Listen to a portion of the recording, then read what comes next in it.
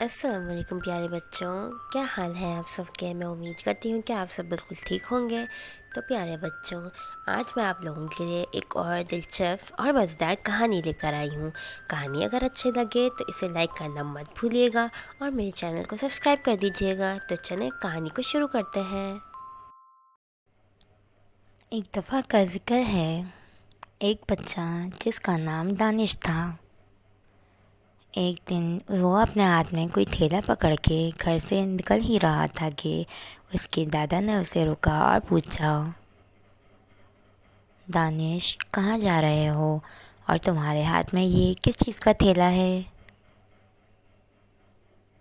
दानिश रुका और कहने लगा, दादा जान ये फालतू कूड़ा क्रिकेट है, मैं इसे फेंकने जा रहा हूँ।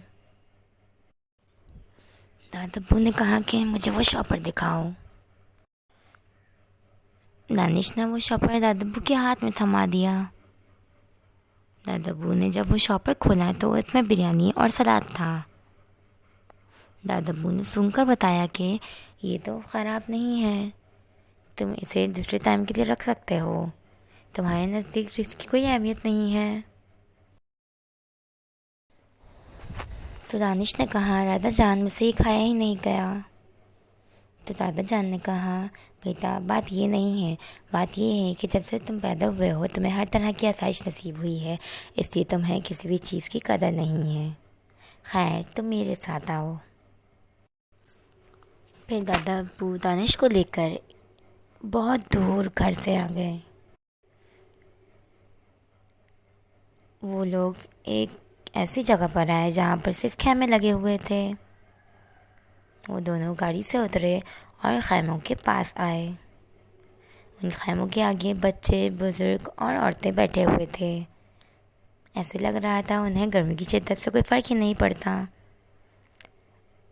एक औरत उनके पास आई और कहने लगी, साहब मेरा बच्चा दूध पीता है और उसके पास दूध ख़त्म हो गया है, दूध का डब्बा।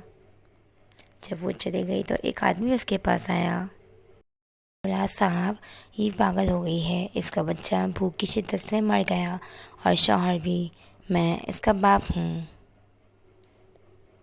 फिर दादा अब्बू ने जानिश से कहा कि देखो बेटा, तुमने ज़िंदगी का अभी सिर्फ एक ही रुख देखा है, दूसरा रुख ये है कि यहाँ पर इतने सारे बच्चे तुम्हें अपनी हम उम्र मिलेंगे जो पता नहीं कब से भूखे होंगे, जो पता नहीं रोज़ का कितना जेब खर्च लेते होंगे अपने वालिदैन से।